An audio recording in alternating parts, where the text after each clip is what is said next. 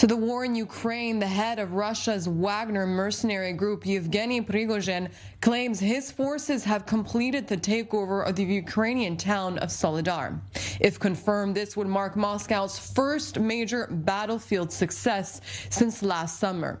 Prigozhin released a photograph of himself surrounded by Wagner fighters in what appeared to be one of Soledar's salt mines. There was no confirmation from Ukrainian officials of Prigozhin's claims, but there has been suggestions in Kyiv and Western capitals over recent days that the fall of Soledar was imminent. Take a listen to Ukrainian President Zelensky's remarks. The battle for Donbass continues, and although the occupiers have now concentrated their greatest efforts on Soledar, still the result of this difficult and prolonged battle will be the liberation of the entire Donbass. Ukraine is repeating its call for the West to supply more weapons to Ukraine. Germany's foreign minister has made a surprise visit to the eastern Ukrainian city of Kharkiv near the Russian border, promising more weapons as well as concrete offers to help the country's accession to the European Union. She is reiterating Germany's support and solidarity with Ukrainians living through Russia's invasion and harsh winter conditions. Ukraine's Dmytro Kuleba telling a news conference that he had no doubt that Kyiv would eventually receive the coveted Leopard 2 tanks from Berlin. Here are the latest comments.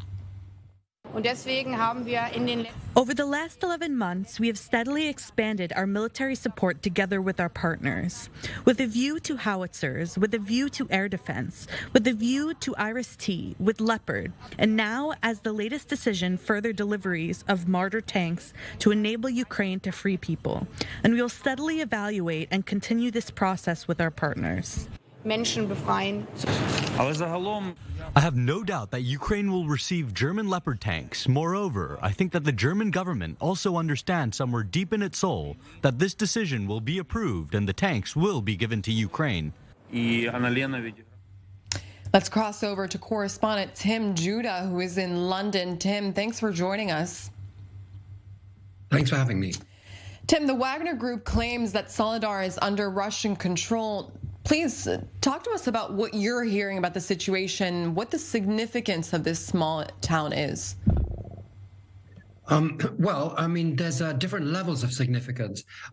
Militarily, it's relatively significant. It's not that important. I mean, the important thing is the town of Bakhmut, which is about 10 kilometers to the south. And that's the real prize for the Wagner Group. And that's what they've been fighting for, for the last couple of months, and to sacrifice apparently thousands of men to get. Capturing Soledar will help a bit. It's not that important because the roads to Bakhmut don't lead through Soledar, the supply lines for the Ukrainians. I think it's important. But it's more important symbolically, because it's the first time that the Russians, or particularly the Wagner Group, have been able to capture something, and the Wagner Group is wanting to show people in Russia and to show Putin that it really can do something. And since it's been leading the charge for Soledar and Bakhmut for months now, and hadn't really got anywhere until now, now it's managed to capture this small town of Soledar.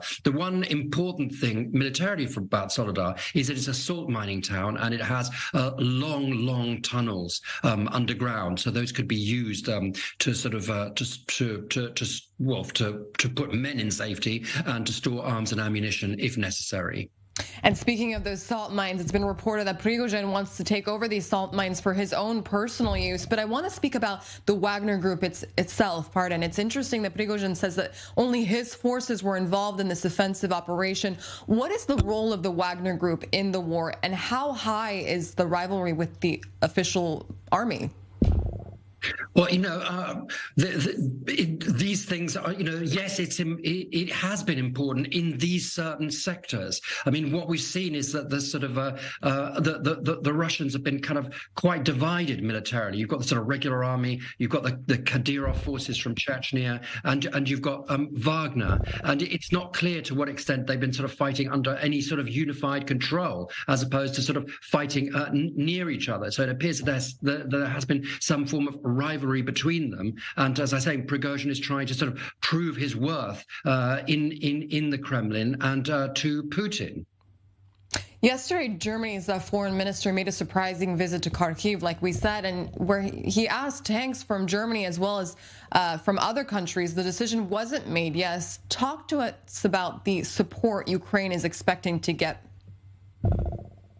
I mean, what Ukraine has been asking for these Leopard tanks for ages, and and Germany has been the sort of laggard amongst Western countries in providing military equipment because of its own kind of historical legacies, et cetera, et cetera. But eventually, the Germans have, sort of followed what other Western countries have been doing. The French, the last couple of days, have said that they're going to start supplying light tanks. Britain is considering it. The US has begun a training program to bring Ukrainians to the US to learn how to use Patriot missiles that Ukraine is going to receive. So, like the Ukrainian foreign minister, I don't doubt that the Germans will eventually provide these Leopard tanks to the Ukrainians, and that will help. I mean, after all, the Ukrainians have done incredibly well so far in defending their country, taking back 50% of the territory that was taken since spring by the Russians. But they've done it thanks to the sort of constant supply of,